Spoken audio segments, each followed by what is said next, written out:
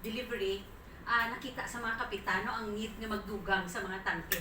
Initially, before ni nagsugod ang pagtagtag sa kada barangay, so ging groundwork man namon siya mo. Kay buliga naman ang barangay to organize ang ilang team bala nga magbaton sa tubig kay mahapo man puro sikap. And then si GSO nagsulod, this is a procured water, dapat may inspection and acceptance report. So initially pag groundwork namon, may mga statements ng ibang kapit, okay na niya 2,000 liters. But then when we do the math, nakita nila kung 2,000 liters tapos kung ang jerrycans bala, di ba 20 liters na, usually among ihatag nila tag-tatlong sa kada pamilya.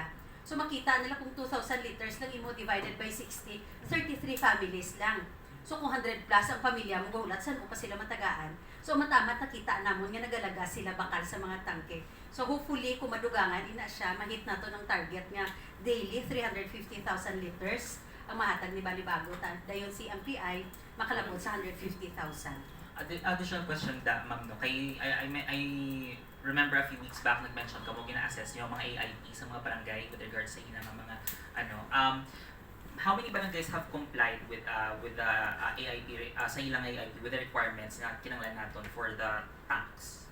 I don't have the numbers, but then again we've encouraged them nga gamiton ang ilang QRF, ang Quick Response Fund. So halos sa mga kabarangayan dira na siya gakuha subong. I may not have the numbers, but I think more than 50% na ang naka-procure. Ang nami, ang ilang mga diskarte, no? Kung paano ma-maximize ang gamit sa tangke, like in Suok.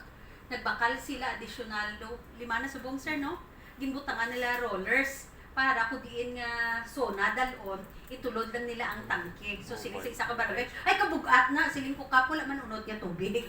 Ay dito. Tapos dito, kung the following day, abi project 5, project 8. So dira nila ginadala ang tangke.